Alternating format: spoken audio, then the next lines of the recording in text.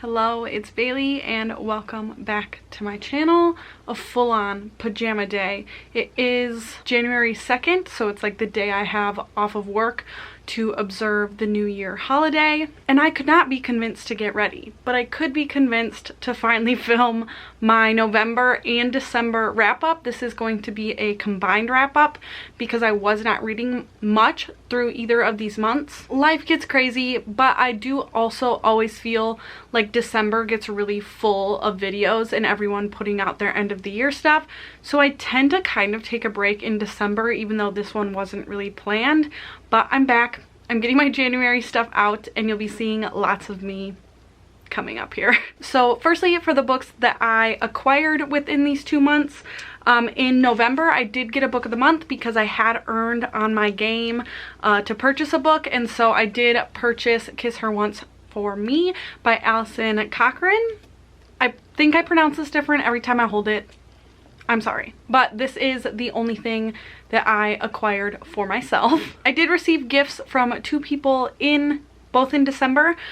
Firstly, I did a little Secret Santa with some booktube friends, and Danielle from Danielle Reads got me, and so she got me these two books, which I'm very happy because I always want more of these on hand for me to potentially be able to grab now that I'm trying to only read my physical TBR for the most part.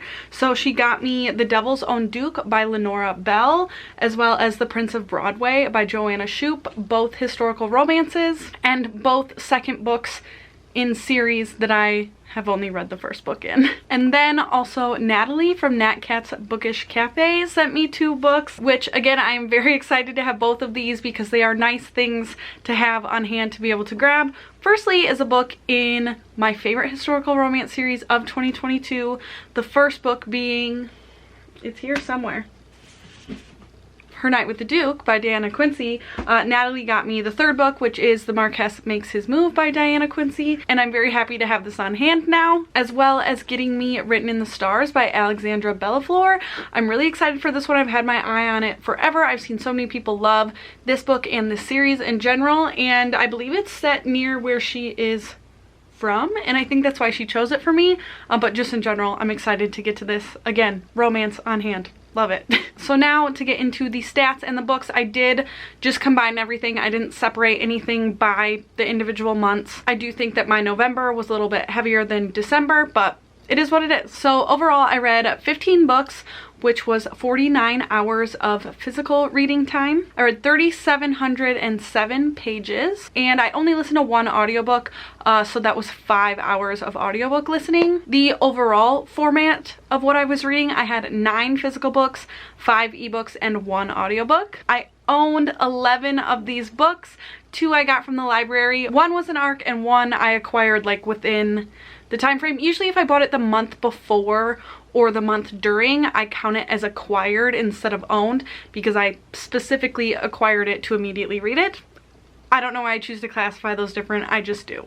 I had 7 adult reads, 7 children's reads, and 1 I classified as new adult. I usually only classify as new adult if it is very specifically like set in college age. 2 of these books were published in 2022.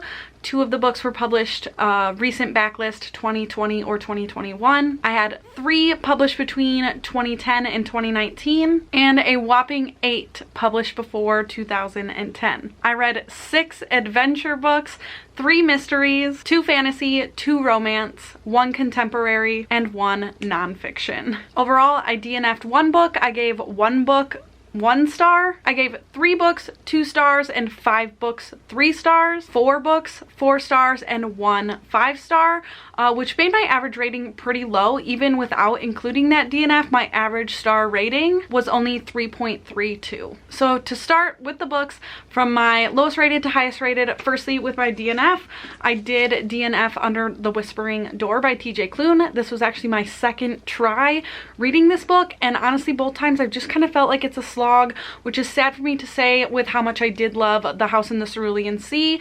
I just can't get through this book, and I'm not going to try again, but I definitely would try TJ Klune again.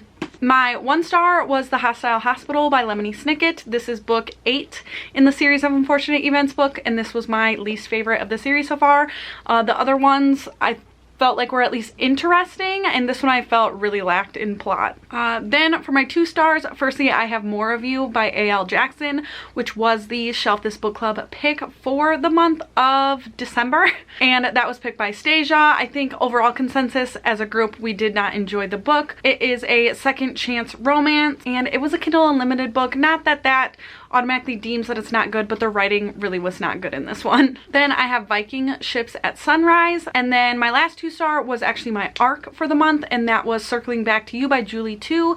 I was late getting to this, but I didn't enjoy this one. I did enjoy her previous book, The Donut Trap. I also got an arc of, and I enjoyed that one a lot more. This one, I don't know, I just felt like there was something lacking with the couple. I wasn't really rooting for them, and it did just end up being too much about like their jobs. I just felt like it wasn't focused enough and didn't have me rooting for the characters. Like I said, I have enjoyed a Julie 2, and I still think that the writing in this was good, so I would read from her again. Then with my 3 stars, firstly I have Hour of the Olympics by Mary Pope Osborne, and then A Curious Beginning by Diana Raybourn. I'm really happy I finally got to this. I'm kind of venturing into trying more mystery series because I have been known to say that that is something I enjoy and then not enjoy them. So I'm really putting that to the test. Lately I am, you'll see, starting quite a few mystery series. And this one honestly was probably one of the ones I was most excited to try. And I only gave it a 3-star. It was just okay in my opinion, but I do think it was a good base to set up a series. So I will be continuing this series, but it wasn't like an all-time favorite thing. I will give it one more try. If a second book is 3 stars, I probably will stop. Then I have Vacation Under the Volcano. And then my chunky boy of the wrap-up, I have Empire of Storms by Sarah J. Maas. I finally reread this, and I did enjoy it slightly more on reread. I think the first time I read it, I gave it 3 stars. This time I did bump it to 3.5 stars. I notoriously don't like when worlds expand and get larger, so as I get further into a fantasy series, I struggle more. But I do think that I have grasped that a little bit more since probably the first time I read this series, and I am excited to continue my reread and finally finish the series again. Then I have the nonfiction for the Magic Treehouse read-along, which was A Night to Remember by Walter Lord. This is a Titanic book. It was written in the 50s, and the narrator of the audiobook was very jarring at first, but it was so immersive, it was so well told, and it was only a 5-hour audiobook. So this is at the like high end of a 3-star for me. I definitely would recommend this if you're interested in the Titanic at all. I didn't know much about the Titanic, so it was truly an experience for me. Then coming in to my 4 stars, I have Day of the Dragon King. And then another first book in a mystery series, I read The Sanatorium by Sarah Pierce. I actually buddy read this with Martine from Just Martine and Ruby from Ruby Red. And this one, well, I think the plot kind of like lost me in the end. The reading experience of it like definitely had me like needing to finish it. Like, it was that kind of vibe of a mystery. So this one did get a higher rating than A Curious Beginning, and I am more excited to continue this series. I think that we are going to try to buddy read the next one as well. Then I have Buffalo Before Breakfast, immediately followed by Tonight on the Titanic, both by Mary Pope Osborne. And then finally my only 5-star within the 2 months, and actually I had no favorites of the year end up in November or December, but I do really love this book, and this was the Shelf This Book Club for the month of November, which was picked by Nessa, and that was Yerba Buena by Nina LaCour. I struggled to describe this one. It is kind of like a literary fiction romance. It follows 2 women through like quite a bit of their life leading up to each other and their relationship together. Yerba Buena is actually a setting in this book. It is a restaurant as well as reference to the plant Yerba Buena itself. And it's like just really a lot of things revolving around Yerba Buena in the book. But yeah, I thought this was a beautiful queer story and got me in my feels. This one had more mixed opinions in the book club. I know at least Lizzie also gave it 5 stars, but I know there was some lower ratings as well. I think it's worth a shot. It's not very long, very immersive, great time.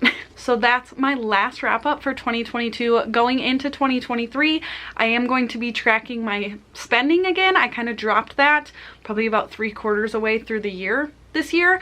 So going into my hauls at the beginning of my wrap ups, I will be tweaking my spending again. And yeah, while a new year doesn't necessarily mean much, it is kind of nice to have the fresh start. I have fresh spreadsheets that I'm excited to fill out. I have fresh Goodreads challenges, so I'm excited coming into January here. With that, thank you so much for spending some time with me today, and I'll see you again very soon. Bye!